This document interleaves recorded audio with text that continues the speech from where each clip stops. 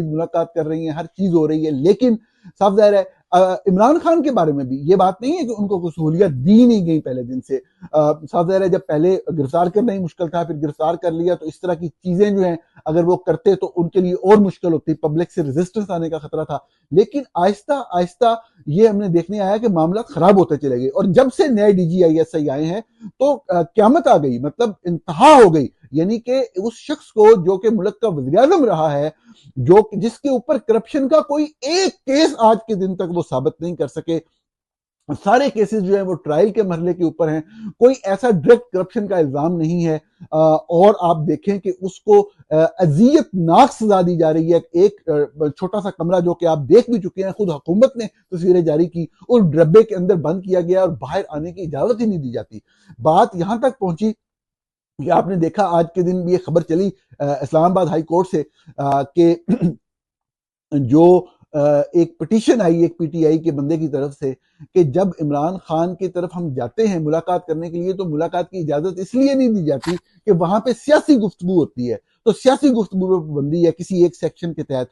तो जज ने कहा कि ये पाबंदी किसी लॉ के सेक्शन के तहत कैसे लगाई जा सकती है?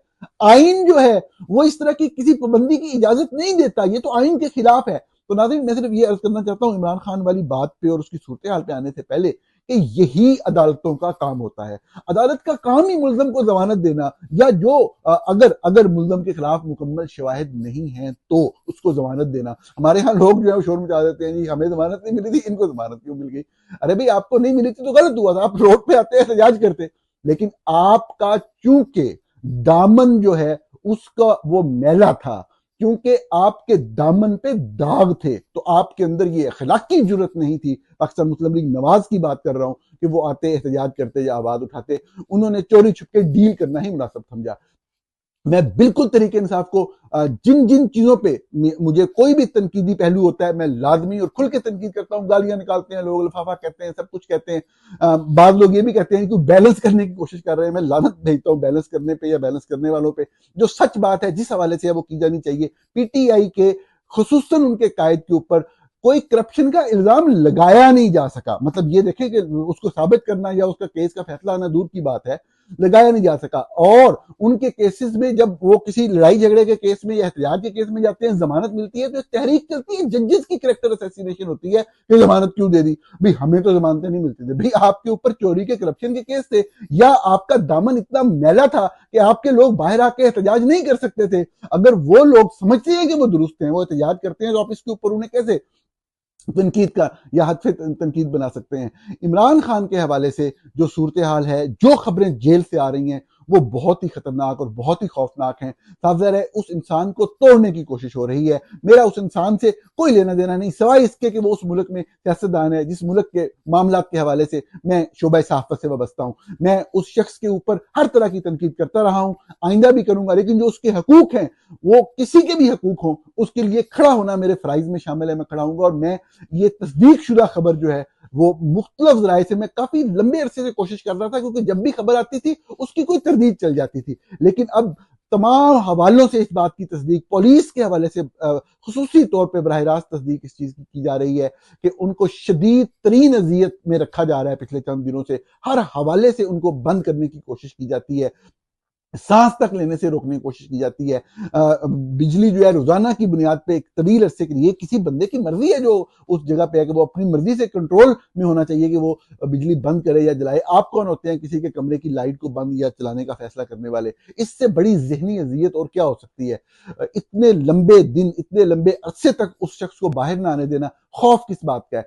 अब इस सारी सूरत हाल के ऊपर नाजरीन, जो खबर जेल से आज के दिन आ रही है वो ये कि इस सारी सूरत हाल के ऊपर PTI के पास जमहूरी हवाले से, जमहूरी असूलों के तहत एक ही हल बचता है कि वो एहतजाज करें। अब एहतजाज के लिए वो हुकूमत अमली मरतब कर रहे हैं, इसके लिए फिर उन्हें अपने लीडर से मुलाकात करनी है। अब वो लीडर से मुलाकात करने जाते हैं तो मुलाकात नहीं करने दी जाती। आज के दिन फिर PTI के रहनुमाओं को इमरान खान से मुलाकात करने की इजाजत नहीं दी गई, जो कि उनका बुनियादी आईनी और कानूनी हक था।